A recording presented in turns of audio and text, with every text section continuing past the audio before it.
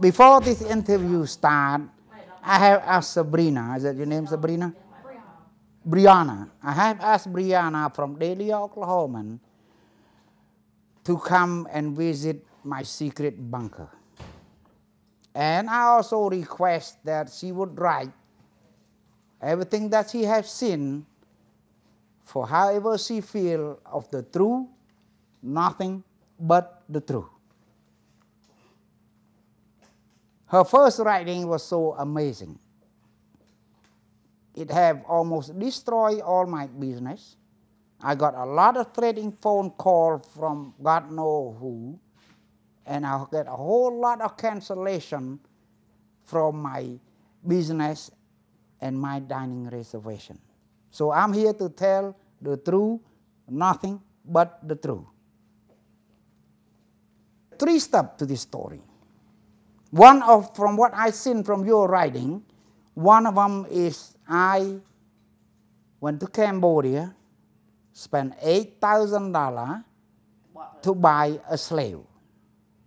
Let's talk about that one first. And then the second one was I put her in a bunker and never let her go anywhere, lock her up and let her work to death. Let me tell you how do I meet this girl and how I know. Pregnancy. Yeah. I'm the one forcing her to adopt a baby. And yes, that we are forcing the pregnant woman to work so hard and force her to adopt the baby away. Me and my wife, we went to Cambodia a few times in the past 30 years, probably 4 or 5 times. The last trip we went was to get married. Again. And you can laugh about us about getting married because we met in the refugee camp. We have never been married. This is the picture. So we went there to ask my dad and my mom's already passed, to marry us. Every time I go to Cambodia, I always stop by to see my friend Samad. This trip, we have dinner. We always have dinner together anytime we go there. About the end of the dinner, my friend bring story up. I know nothing about. I have never met her at all. So he tell us about the lottery that she win and he going to get expired. Her grandma and grandpa is so poor here. From what I learned, I never met them either. That either they don't have the ability to sponsor her or they have no heart to sponsor her. Everybody had to decide that part. So Samad asked us for help, if I can help them. Being stupid as we are, we did. We sponsor in the condition that U.S. consular said, ask the lottery visa. That's a name for it, but I don't know what the name is. Number one, she would never be on the public assistance, meaning the welfare, food stamp, health care, whatnot. That is what my guarantee to the U.S. consulate, at least in the application and in the contract. One of the questions they asked me how long I would helping her. I put 3 years. Now she's a very good girl. She always either cash a check or sign a check to me and get her little cash from that check because she didn't like to go to the bank and pay my wife every other month, every 2 or 3 months. Now she paid off last month. She do not owe us anymore. And I told the FBI that my only wish is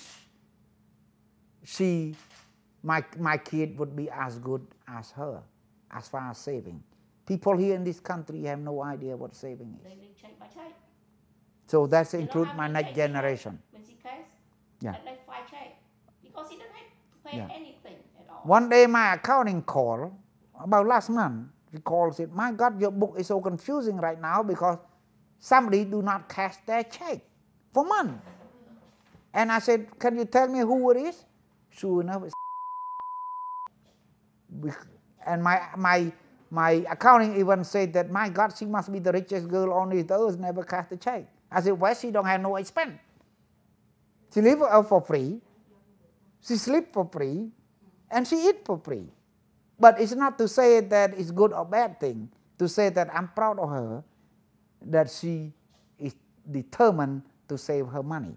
Because I'm always about future and saving, and that's what I always teaching.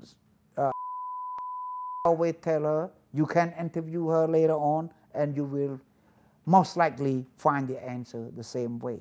One day, my wife, Taveri, took her to the Vietnamese doctor clinic in Oklahoma City called Dr. Nguyen. When she go in there, Dr. T. Nguyen looked at her face and told my wife and her, said she is pregnant. My wife was floored and made the argument with the doctor, said there's no way she can be pregnant because she's virgin. And Dr. T. Nguyen said, hey, it's only one test to prove it. Give me the urine. That urine will prove that she was pregnant. 24 weeks. 24 weeks pregnant. That when hell break loose. Cambodian is not like here as far as pregnancy. The mommy in Cambodia was so shocked and outrageous. My friend was outrageous. The grandma and grandpa was confusing. Here I am, sat on my lap with a girl, pregnant, 3 businesses to run, my own family to do, and my sick wife, because my wife sick often. But we did it. We helping her, we do what we can to ease the pain, I call it. And then one day, Dr. Nguyen, maybe even the same time visit there, she gave my wife a list. That list was say, if you do not decide to keep the baby, there are adoptions available. So we will sit down around the table, discuss as a family for her to decide what she wants to do. With the story that you heard, if you are her, you probably would have the same answer. 1 is the future. 2 is how could you take care of the baby when you can't even drive the car yet. And then, not just that, there's the expectation of the family back home. Because you may believe or you may not believe. The Cambodian believe that in United States there is gold everywhere, there is the silvers on the tree, all you got to do is go out and pick it. Doesn't matter how much I tell them, don't matter how much I explain to them. So all those things, her decision was, please help me to adopt the baby. So well, after the pregnancy, she continued on work with us. We gave her the paycheck. You can go back and interview her when she out to say that the Ronnie and Terry ever touch any of her paycheck. You will find that answer. Right now, I cannot answer you because everything I said, it would be bad anyway on that paycheck deal. I have to answer that for her own different. But you said that you paid her for the work? I pay her with the paycheck. I took her to do the income tax. I opened a bank account for her. Because they charge $5 a month for the statement fee. She don't want to keep it. I close it. Close to the income tax this year in March. We reopen it because the IRS would have to wire that her little income tax to her bank account. And that is the truth. Nothing but the truth. Okay. Now, while she worked here behind the girl named, very nice woman, good worker, little hyper, but very good woman. One day,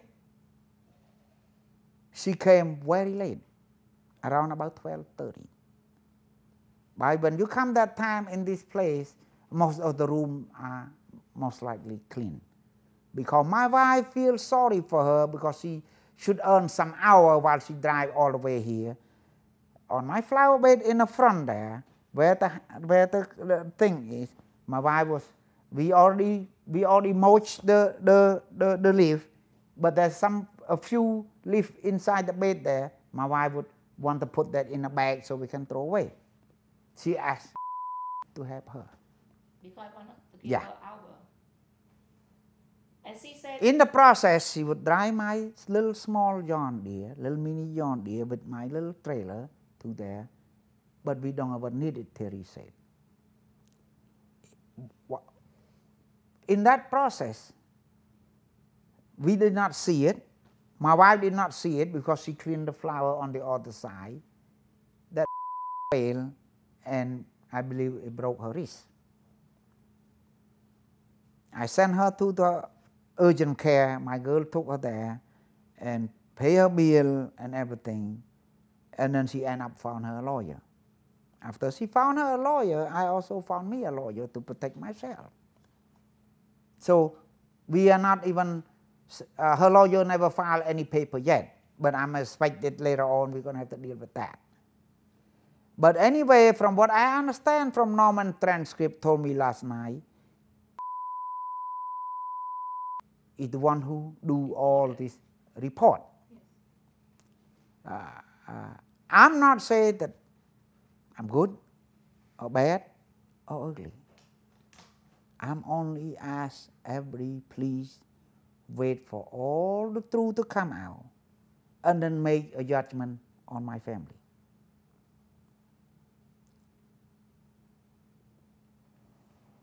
And we are very cooperated with the FBI. I take the FBI, in fact we just met him 10 minutes, 15 minutes ago. He feel like we all telling the truth. He feel like that in their possession right now is also telling the truth, that the report was not the facts. But I do still under investigation. I do not know how the outcome is. And I can promise you this, she would never come back here ever again. I still love her. I respect her as a human being. I hope that from whatever I said, she's also telling the truth, so that it kind of like ease my pain quite a lot from what I just spoke to the FBI, if the FBI tell me the truth. And I wish her the best of the luck. And I'm only hope that from today, after this interview, I only ask for everybody to please slow down and wait for all the facts to come out. Because every story that you show, every piece of paper that you write, that the other life behind it. I got a killing threat, I got cancellation of my business, waiting, dining, room cancellation. I got call that my girl was crying, just cannot even take it anymore. This is what the effect of the media.